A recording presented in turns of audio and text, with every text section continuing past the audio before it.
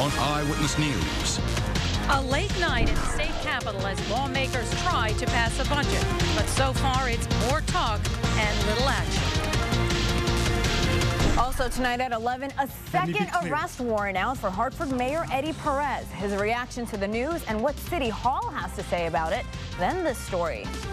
She could have encountered anybody, a pedophile, somebody who wanted to do her harm. It's a story you'll only see on 3, dropped off at the wrong bus stop. A child is found wandering the streets alone. We start tonight with the latest in the state's budget crisis. Good evening, I'm Hena Daniels in for Dennis House. It looks like state lawmakers are getting closer to voting on a budget. Many legislators have been at the Capitol since this morning, and a vote in both chambers is still hours away. Channel 3 Eyewitness News reporter Susan Raff is live outside the state Capitol with the latest developments. Susan. Good evening. It's definitely going to be a very long night here at the state capitol. Thank you, Susan. Now to new corruption charges against Hartford Mayor Eddie Perez. A judge has issued yet another warrant for his arrest in connection with an 18-month grand jury investigation into corruption at Hartford City Hall. Today at a news conference, Perez announced he will not resign. Now to a story you'll only see on Channel 3. It was a day of firsts for a family in New Britain. The first day of school for their first grade daughter, and also the first time her parents spent several hours combing the city to find her. They say the bus company dropped her off at the wrong bus stop, and the 5-year-old was left wandering the streets all by herself. Channel 3's Katie Zachary is here with the story. Hannah, parents want their kids to remember the first day of school. Thank you, Katie. State police are investigating a possible shooting at the Woodstock Fairgrounds. Around 1:30 today, a 66-year-old man from Massachusetts was hit by something on the back of his head. People setting up for Friday's fair says he began bleeding but was alert when emergency responders arrived. Right now, police are calling it a possible shooting. Troopers had blocked off the driveway of the Putnam Fish and Game Club, which sits behind the fairgrounds. Members of the Putnam Police Department were there for their yearly handgun qualification. No word on if there's any connection yet. Police do say there is no criminal aspect to this case. Police in New Britain need your help finding a missing man. 34-year-old Cornell Johnson was reported missing by his family yesterday. He was last seen Saturday night when he left his home on Oak Street, saying he would be back in about 20 minutes. The vehicle Johnson was driving in was found abandoned on Interstate 91 South today. Johnson requires medication 3 times a day because he has a transplant surgery. He's had transplant surgery and is a diabetic. If you see him, give police a call.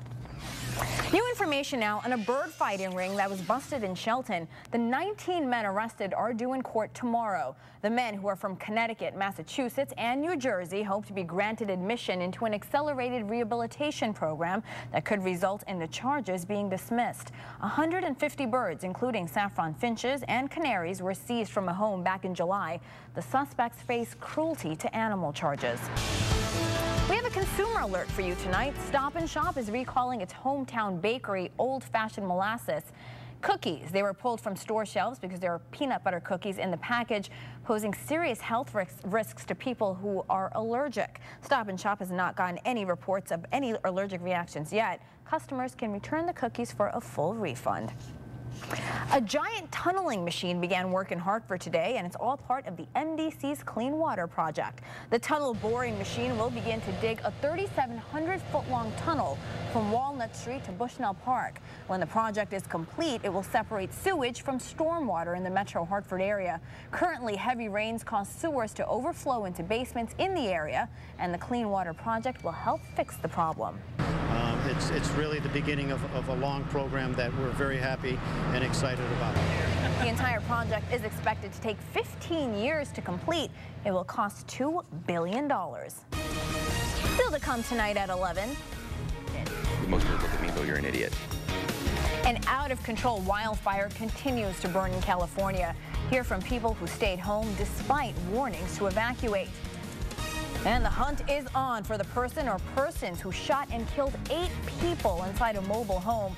How a family member describes a horrific scene in a newly released 911 call. And a burglar caught in the act by a city councilman. How he stopped the crime and what he's doing now for the suspect. And searching for work, we'll tell you how you can get on a reality TV show that can help you land your dream job. Oh, there's a hint of autumn in the air tonight. I'll let you know how chilly it will get for the morning, plus when summer will fight back when Channel 3 Eyewitness News continues. Now on Eyewitness News. Eyewitness News is following two breaking news stories on the shoreline. First, the Coast Guard is on the scene of a boat crash off Old Quarry Road in Guilford. We hear there are injuries and the crews are still trying to rescue people in the water. We have a crew just getting there and we'll bring you a live report as soon as we can. And now to breaking news in New Haven. Look at that, a house up in flames. Fire could be seen blazing through the roof at the home on Chapel Street. The fire started just after 8 tonight. It was called in as a mattress fire. You can see the heavy smoke from the highway. Firefighters are still there now. We hear they are still battling this blaze. No word on any injuries at this point. Big money's on the table as the state tries to keep Pratt & Whitney jobs in our state. Today, the governor and Democratic lawmakers put out a plan to offer Pratt & Whitney $100 million in incentives to stay in Connecticut. Last month, the company announced it's thinking about closing its plant in Cheshire and the smaller one in East Hartford, putting 1,000 jobs at risk. My understanding is that there may be some funds available in the various DCD or CDA accounts. We'll be looking at them. I believe it is doable.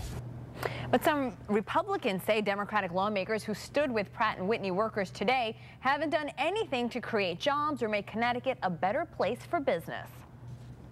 No one should be shocked and awed that businesses are thinking about leaving the state of Connecticut. We do not have a friendly business environment. When the Democrats put out a proposal that gets passed that has a huge tax increase on businesses as it did. In a statement released by Pratt & Whitney today, they said they will give this proposal full consideration and thank the governor and state officials, saying it shares the commitment to keep jobs in Connecticut. It's a hot topic that continues to spark debate all across the country. And tonight, a forum was held in Bridgeport on health care reform. The forum was sponsored by U.S. Representative Jim Himes and was held at the Klein Auditorium. The venue had to be changed because of the large crowd expected to gather. Those who came out tonight expressed their opinion on both sides of the debate. If we have X number of doctors that are serving 250 million people, how will those X number of doctors serve 50 more million people? And you're going to reduce Medicare costs by $500 billion. How will those doctors get paid, and who's going to be waiting in line? I'm an engineer. I deal with facts and numbers and proven solutions. And in every other developed country, they get better outcomes for half the price. President Obama is expected to try and jumpstart his health care initiative during a primetime speech next week. News at 6 o'clock. Police in Milford are looking for the person who held up the McDonald's on Bridgeport Avenue. It happened last night around 10. Police say a man pulled up to the drive-thru window in a white pickup truck, pulled out a gun and demanded cash. The clerk then threw napkins at the man, closed the window and ducked down and called police. The suspect then took off. He's described as 40 years old with a full beard and a thin build. Tonight, state police are investigating a burglary at a restaurant in Middlefield. It happened shortly after midnight at Guida's restaurant on Meriden Road. Police say the suspect got into the restaurant from a back window and was caught on surveillance. The owners of the restaurant say money was stolen from the cash register. Tonight, police in Stamford are investigating what appears to be an attempted kidnapping. Police say a 14-year-old girl was walking to her bus stop this morning on Atlantic Street. She told police a small blue car pulled up and the male driver asked her for directions to I-95. When she went up to the car, he opened the door and tried to pull her inside. She was able to get free and ran to a nearby deli for help. State police need your help finding a missing man from Ellington. 79-year-old Robert Rodier. His wife reported him missing this afternoon. You see him there. She says he left his house on Ardsley Lane early this morning to go to the Long Hill Golf Course in East Hartford, and he hasn't been seen since. He was driving a 1994 aqua blue Toyota Celica with the Connecticut plates 369 PVU. Rodier has medical issues, including memory loss. If you've seen him or the car, call police.